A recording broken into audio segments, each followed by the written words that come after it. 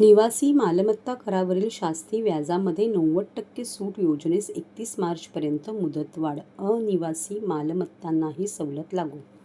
ठाणे महानगरपालिका क्षेत्रातील करदात्यांसाठी निवासी मालमत्ता करावरील शास्ती दंड व्याजमध्ये 90% सूट देण्याच्या योजनेस नागरिकांचा उत्स्फूर्त प्रतिसाद मिळत असून या योजनेस 31 मार्च 2026 पर्यंत मुदतवाढ देत असतानाच अनिवासी मालमत्ता धारकांनाही सूट देण्याचा निर्णय महापौर शर्मिला पिंपळकर व आयुक्त सौरभ राव यांनी घेतला आहे. तरी अनिवासी मालमत्ता धारकांसाठीही या योजनेचा लाभ घ्यावा असे आवाहन करण्यात आले आहे. आज झालेल्या विशेष अर्थसंकल्पीय सभेत सभागृह नेते हणमंत जगदाळे यांनी मालमत्ता कर भरण्यास मुदतवाढ देण्याची सूचना मांडली. याला विरोधी पक्षनेते अशरफ राणू पठाण व शिवसेना गटनेते पवन कदम यांनी अनुमोदन दिले.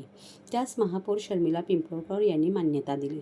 ठाणे महानगरपालिका क्षेत्रातील जे निवासी करदाते थकीत मालमत्ता कर, चालू वर्षाचा कर, त्यांना आकारण्यात आलेल्या शास्तीच्या 10% अशी एकत्रित रक्कम महापालिकेकडे जमा करण्याची मुदत 25 मार्च 2026 पर्यंत ठेवण्यात आली होती.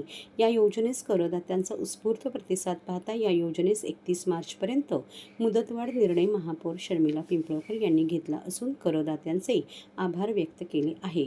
तसेच अनिवासी मालमत्ता धारकांनाही ही योजना लागू केली आहे.